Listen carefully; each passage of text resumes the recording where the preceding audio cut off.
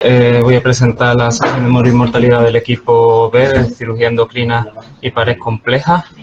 Estos somos los que hemos participado en la recogida de datos y hemos sido tutelados por Daniel Bejarano.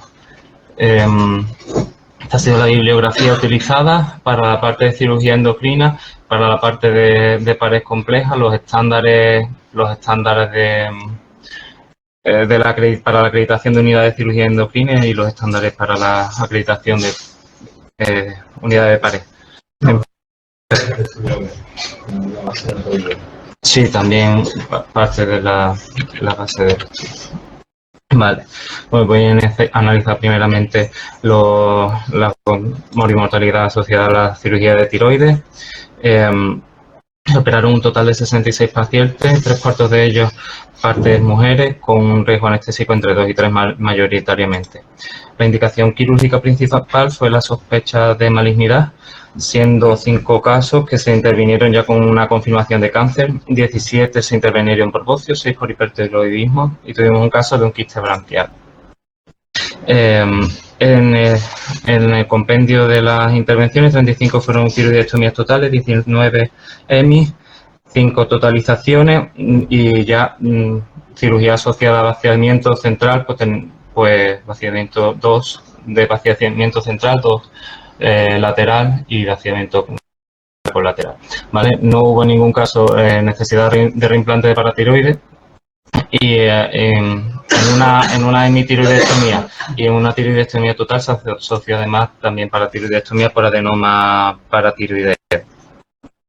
En cuanto a los pacientes con linfadenectomía que he mencionado, la parte de la morbimortalidad asociada a la linfadenectomía se analizará más adelante. Aquí nos centraremos únicamente en la parte de la tiroidectomía. Esta ha sido la estadística de utilización de neuromonitorización que ha sido mayoritaria, especialmente en la parte de tiroidectomías totales. Entrando ya en las complicaciones, por la hipocalcemia postquirúrgica, es importante mencionar que el estándar de la AEC utiliza la hipocalcemia o la hipo-PTH al año de la intervención. Luego, realmente no podemos hablar propiamente de hipocalcemia, hipoparatirismo definitivo. Pero bueno, yo he analizado los pacientes como si siguen necesitando o no siguen necesitando suplementos de calcio. Y bueno, pues de las tiroidectomías, que excluyendo los vaciamientos centrales, hubo 2 casos de hipocalcemia postquirúrgica, pero que ya no necesitan suplementos de calcio. Aquí analizando ya las que sí tuvieron vaciamiento central, pues 3 de ellos necesitaron y siguen necesitando calcio, aunque un paciente, o sea, 3 de los 4 pacientes intervenidos con vaciamiento central, pues aunque uno de ellos pues solamente necesita un comprimido de calcio diario. En cuanto a la disfonía, pues fueron 7 casos de disfonía, ¿de acuerdo? 2 de ellos no se derivaron a otorrino porque era una disfonía leve y se siguieron en consulta, está en remisión, y 4 fueron dados de alta por otorrino y en uno sí que se constató una parálisis de la cuerda vocal. Hemos excluido en esta estadística la exéresis de quiste branquial y un paciente que tenía infiltración del nervio laringio recurrente, por lo que no entraría dentro de esta. Entonces, pues bueno, ese paciente que sí que se constató la parálisis de la cuerda vocal, pues entraría como lesión. La he contado, aunque no cumpla estrictamente el criterio temporal de 6 meses, de 1 año, perdón, pues ha contado como lesión, pero vamos, estamos dentro de los estándares. Fue en un caso de tiroidectomía total en el que sí que se realizó neuromonitorización y era positiva. No hubo casos de hematomas quísticos y aquí tenemos la morbimortalidad total, incluyendo las complicaciones asociadas a la herida, y aquí la clasificación de Clavin-Dindo. Como vemos, pues bueno, la mayoría fueron complicaciones de la herida leves, seroma o cicatrices hipertróficas. Sí, los 5 casos de hipocalcemia tres de ellos de los vaciamientos que requirieron pues comprimido de calcio, y en un caso de clavindino 3A, que fue por un drenaje de acceso a un paciente que tuvo una acceso en la herida quirúrgica. Importante mencionar que este paciente se le quitó también las paratiroides, por lo tanto aparece en las dos estadísticas. Y ya centrándonos en la patología, en la morbilidad asociada a la linfadenectomía, pues 9 pacientes se intervinieron en linfadenectomía. 3 de ellos no se han visto todas en la estadística anterior porque fueron linfadenectomía por recidiva ganglionar y no hubo tiroidectomía asociada. Y los otros 6, pues sí que son los que ya hemos mencionado de linfadenectomía con tiroidectomía. En 7 de ellos pues se comprobó una anatomía patológica de cáncer de metástasis y cáncer papilar, y 2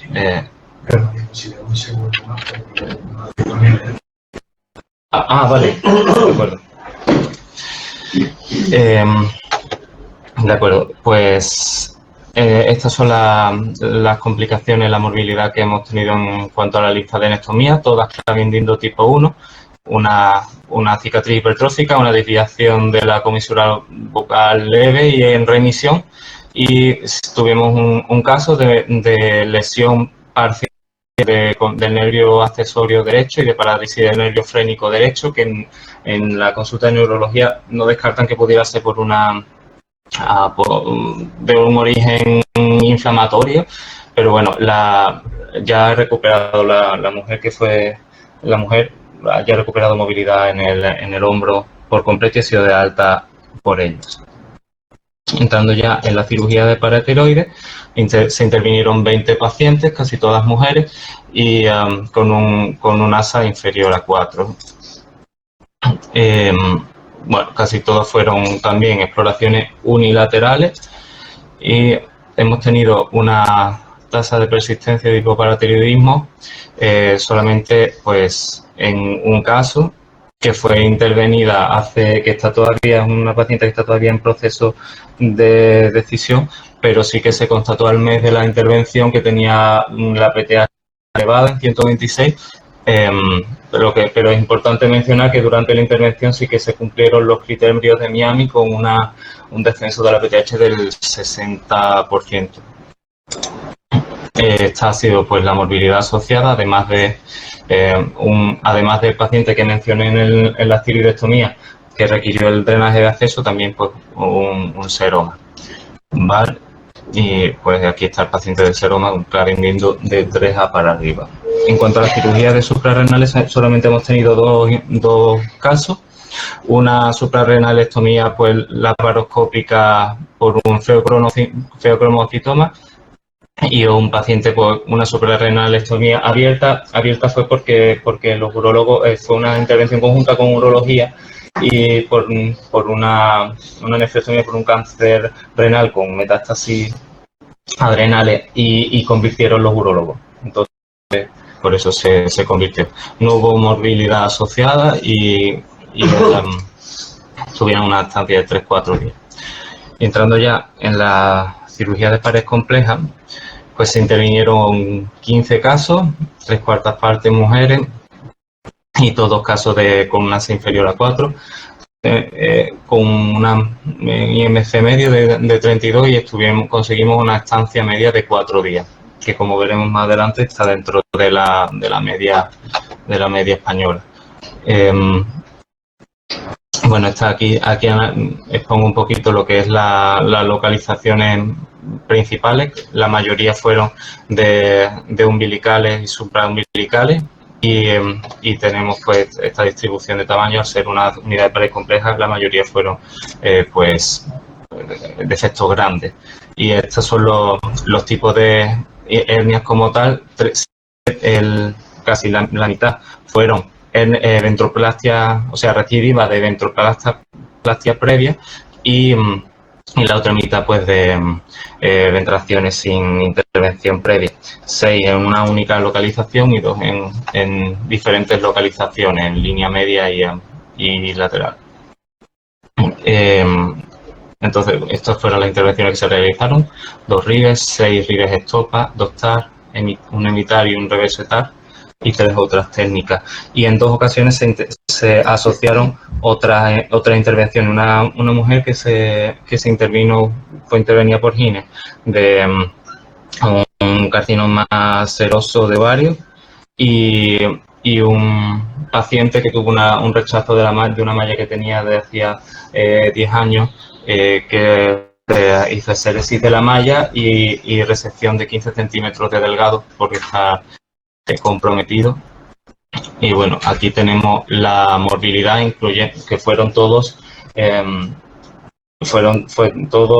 complicaciones de la herida quirúrgica, no hubo complicaciones intraabdominales. En 7 pacientes tuvimos esta complicación, y bueno, pues fue un seroma, un hematoma, 4 infecciones de la herida quirúrgica y una infección de herida más malla expuesta, que le sucedió al paciente este que he comentado, de que requirió la exéresis de la malla por infección, por rechazo de la malla. Y aquí lo he incluido dentro de la estadística de infección del sitio quirúrgico, en la que sí estamos un poco por encima, del estándar, pero este paciente hay que tener en cuenta que tenía un riesgo aumentado de infección de la herida. De todas maneras, fue una infección también. Hubo malla expuesta, pero muy poco, y se resolvió satisfactoriamente con curas de enfermería sin requerir nada más. Y bueno, pues aquí tenemos la clasificación de Clavien-Dindo. Todos fueron Clavien-Dindo 1 porque se resolvieron con curas de enfermería los que requirieron. Hago aquí un resumen de los estándares. Aquí el primer semestre, aquí el segundo semestre, y bueno, estamos dentro de los estándares en cuanto a lesiones bilaterales del nervio laringio recurrente, hematoma afístico y hipoparatiroidismo permanente, y sí que estamos prácticamente también dentro de lesión del nervio laringio recurrente unilateral, ¿no? Y en cuanto a las complicaciones, tuvimos 4 en todo el año. 4 Clavien-Dindo 3A o superior, una fue por seroma y 2 hematomas no afísticos, esos fueron en el primer semestre, y el drenaje de acceso de este año. Aquí en la cirugía del paratiroides estamos dentro del estándar de persistencia de hipoparatiroidismo, y en la cirugía de pared compleja pues también estamos dentro del estándar en cuanto a complicación intraabdominal, recurrencia y mortalidad. Sí que estamos un poco por encima en cuanto a la infección del sitio quirúrgico. Los diferentes estándares se han cogido pues de las 3 fuentes, digamos, utilizadas: del registro Everest, del documento para la acreditación de unidades de pared. Sí, estamos por encima de los estándares cuando pero habéis acogido en el registro que no es de pared compleja exclusivamente, sino de pared abdominal. Sí. Sí. Pues tampoco se graba. Tenemos que retocarlo. Vale. ¿Hay algún estándar para pared compleja? Es que como pared como tal no lo separan. Es que ponen unidades de pared y entonces incluyen las hernias inguinales. Entonces, nada. Bueno, quería concluir